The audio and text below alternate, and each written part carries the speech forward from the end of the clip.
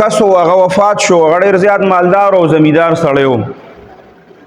نو کله چې وفات شو نو د هغه وروستو خامخا زوی ترې نه پاتې شو. نو کله چې د هغه د مرګ تقریبا یو میاشت شوه یا څه د پاسه یو میاشت شوه، نو خامخا بیا د هغه د ځمکې او د یو څه بل څه کاغذونه چې د میراث هغه، نو هغه خلک ټیکۍ راوایخلي، نو هغه زوی هغه کاغذونه راغستې دي او هغه ځمکه او څونه جایداد یو څه بل څه چې و هغې ځان پسې راړوله.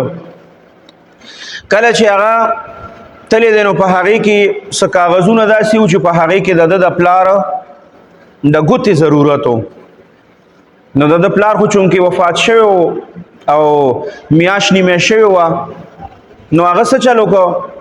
د دنیا دا محبت د خلکو ته دومره زیات لګېدلی دی او د دنیا دا محبت پې دومره سور دی چې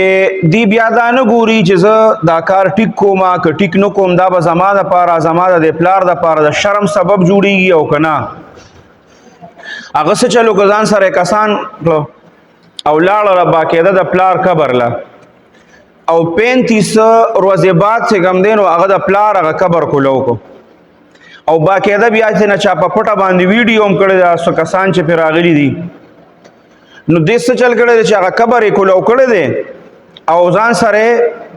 سټمپیډ وړی دی، سټمپیډ خلک چې پرې دا ګوتې لګوي هغه یې ځان سره وړی دی او دا پلار هغه لاس چې کوم دی هغه راخلي او په کاغذونو ترې نه ګوتې لګوي په قبر کې دننه. نو دا مونږ او تاسو دلته کې د دې وجې مور او پلار را لېږلي یو چې زما دا بچي نیکعمله شي. که چېرې مونږ په خپلو بچو باندې محنت ونه کوو، مونږ دکه شان پرېښودل، نو دکه شان سبا به مونږ او تاسو هم په قبرونو کې پراته یو